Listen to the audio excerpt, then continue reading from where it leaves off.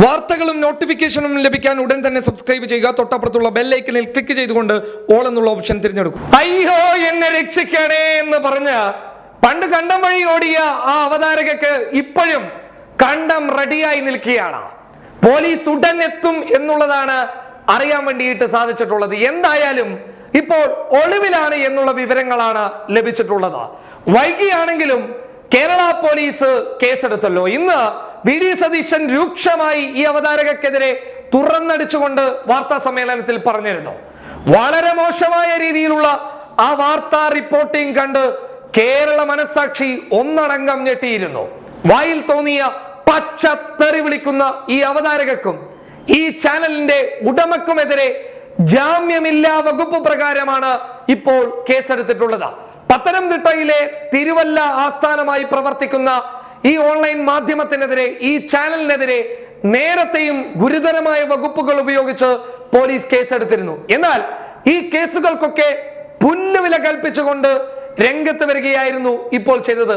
ആദ്യം ഈ കേസ് വന്ന സമയത്ത് മാപ്പപേക്ഷയുമായിട്ട് കോടതിയെ ഇവർ സമീപിച്ചിരുന്നു. അറിയാതെ പറ്റിപ്പോയതാണ്, ദയവ് ചെയ്തിട്ട് ക്ഷമിക്കുക എന്നുള്ളതൊക്കെ അന്ന് കോടതിയിൽ പറഞ്ഞതാണ്. ഇതാ ഇപ്പോൾ ആ പറഞ്ഞതിനോടൊക്കെ പുല്ലുവില കൽപ്പിച്ചുകൊണ്ട് ഇപ്പോൾ ഇവർ രംഗത്ത് വന്ന് പച്ചത്തെറി വിളിച്ചിരുന്നു. പാലാ ബിഷപ്പിന്റെ വിഷയവുമായി ബന്ധപ്പെട്ടാണ് രൂക്ഷമായ പ്രതികരണവുമായിട്ട് ഇവർ രംഗത്ത് വന്നത്. രൂക്ഷം എന്ന് പറഞ്ഞു കഴിഞ്ഞാൽ അത് കുറഞ്ഞു പോകും.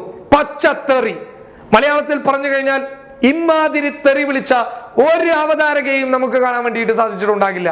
അമ്മാതിരി തെറിയുമായിട്ടാണ് രംഗത്ത് വന്നത്. ഒപ്പം മുസ്ലിം സമൂഹത്തെ, മുസ്ലിം സമുദായത്തെ വളരെ മ്ലേച്ഛമായ രീതിയിൽ ഇവർ ആ വീഡിയോയിൽ പറയുകയും ഉണ്ടായി. എന്തായാലും നിലവിൽ തിരുവല്ല SHOക്ക് ലഭിച്ച പരാതിയുടെ മേലിൽ രണ്ടുപേർക്കെതിരെയും 153A പ്രകാരം കേസെടുത്തിരിക്കുകയാണ്.